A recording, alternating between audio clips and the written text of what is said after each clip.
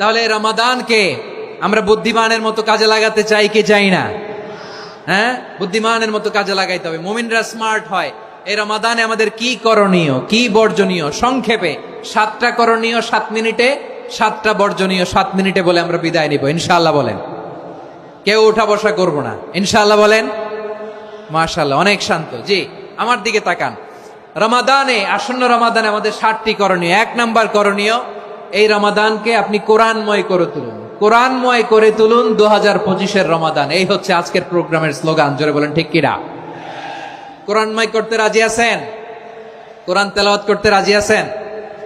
আমার প্রিয় ভাইরা, ধীরস্থির ভাবে কোরআন তেলাওয়াত করুন, তাড়াহুড়ো করে নয়। আনাস রাদিয়াল্লাহু তাআলা আনহু বলতেন, রুব্বা কারি লিল কোরআন ওয়াল কোরআন ইয়ালআনহু।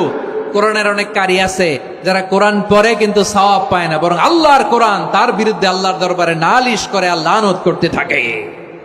আমরা কি ওইরকম কোরআনের তেলাওয়াতকারী হতে চাই? না। ধীরস্থির ভাবে ওয়ারাত্তিলিল কোরআন তারতিলা, তারতিলের সাথে পড়বেন। বিষ্ণু ঈসা ইসলাম কানা ইয়ামুদ্দু সাওতাহু মাদ্দান, টেনে টেনে পড়তেন। আলহামদুলিল্লাহি রাব্বিল আলামিন আর রহমানির রহিম মালিকি ইয়াউমিদ্দিন ইয়্যাকা না'বুদু ওয়া ইয়্যাকা নাস্তাঈন ইহদিনাস সিরাতাল মুস্তাকিম সিরাতাল লাযীনা আন'আমতা আলাইহিম গায়রিল মাগদুবি আলাইহিম ওয়ালাদ-দাল্লিন। পড়েন আমিন। কানা ইয়ামুদ্দু সাওতাহু মাদ্দান, টেনে টেনে পড়তেন।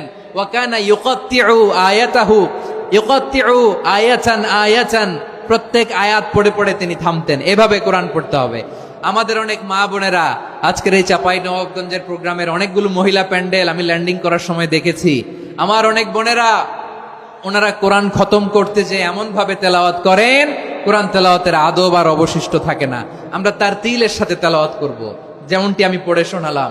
বিষ্ণু ইসলাম প্রতি আয়াত শেষে থামতেন, টেনে টেনে পড়তেন, তারতিলের সাথে পড়তেন, সুর করে পড়তেন। মান লাম ইয়াতাগান্না বিল কোরআন ফালাইসা মিন্না, যে সুর করে কোরআন পড়ে না সে আমার উম্মত হতে পারে। যাইনুল কোরআন বিআসওয়াতিকুম, বিষ্ণু বলেন সুর করে কোরআন পড়বা।